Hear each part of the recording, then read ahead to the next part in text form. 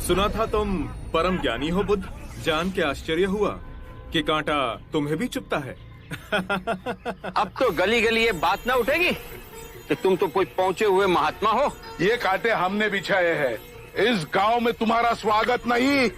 हर दिन अनाज भिक्षा में मांग कर ले जाते हैं। चलो चलो, दूसरे गांव का रास्ता लो। मेरा आप लोगों से अनुरोध है कि मुझे अपने गांव में भिक्षाटन करने दें।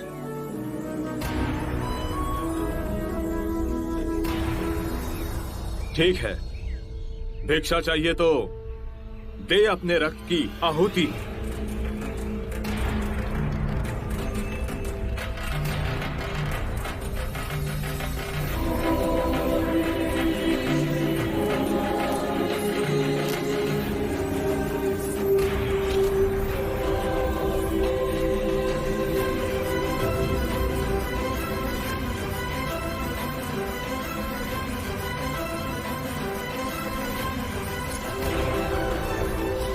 सुमित, रास्ता बुहारा तो इस गांव से तेरा दाना पानी उठ जाएगा।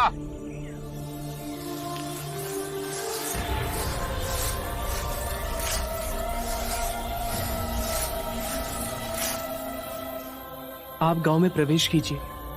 इन मुट्ठी भर लोगों से कई अधिक लोग आपको भिक्षा देने के लिए आतुर हैं।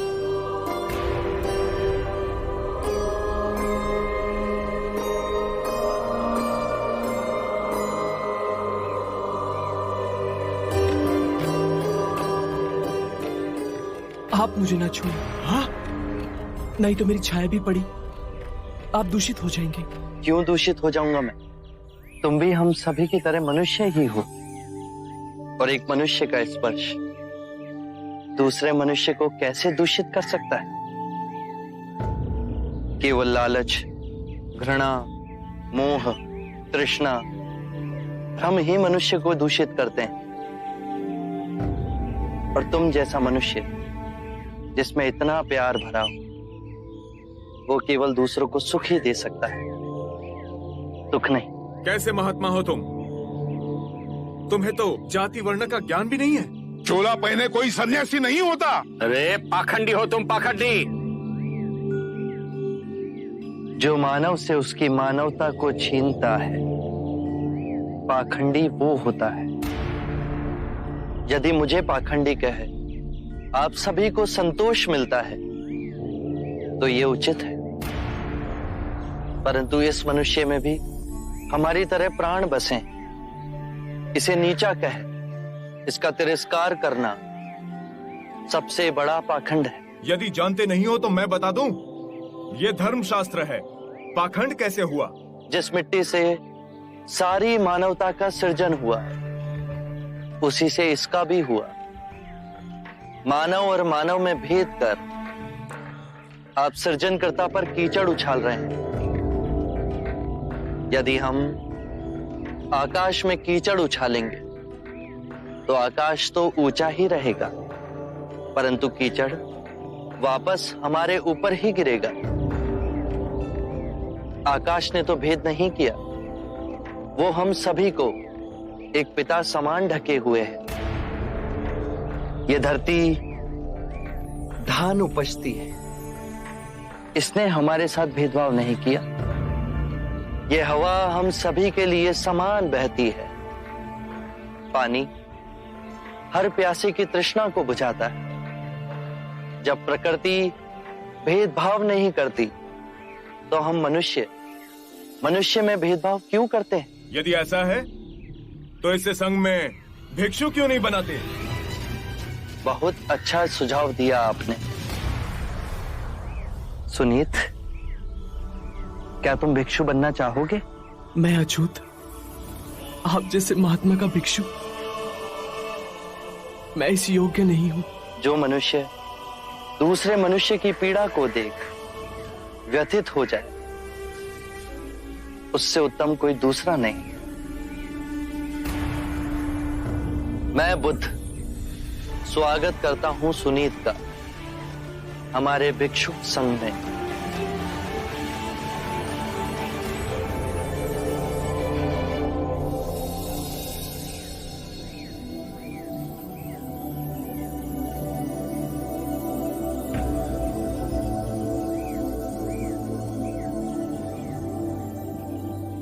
सारा जीवन किसी ने दया के दो शब्द ना कहे मुझसे, और आज इतनी करुणा बरसी है। पहली बार ऐसा लग रहा है कि मैं भी मनुष्य हूं, पर जो मैं कर रहा हूं यह अधर्म तो नहीं? जो अधर्म आज तक हुआ वो अब नहीं होगा। हर मनुष्य में चेतना का द्वार है, बस उसे ही अपनी संभावना को पाना है, अपनी गरिमा पे पुनः लौटना है। मेरा मार्ग प्रेम का है, वहां सबका सत्कार है। गंगा, यमुना, ऐरावती, सरयू, माही, ये सब नदियां हैं और ये सब अंत में वह सागर में मिल जाती हैं। वहां उनका ना भेद होता है ना ही नाम। उसी प्रकार जिस भी मनुष्य ने अपना गृह त्याग कर सत्य के पथ पर चलने का निश्चय किया, चाहे वो ब्राह्मण हो या क्षत्रिय, वैश्य या शूद्र ही क्यों ना हो, उसी महासागर में विलीन हो जाते हैं।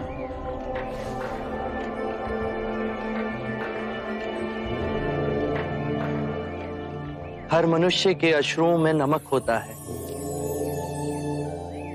उसके लहू का रंग लाल होता है।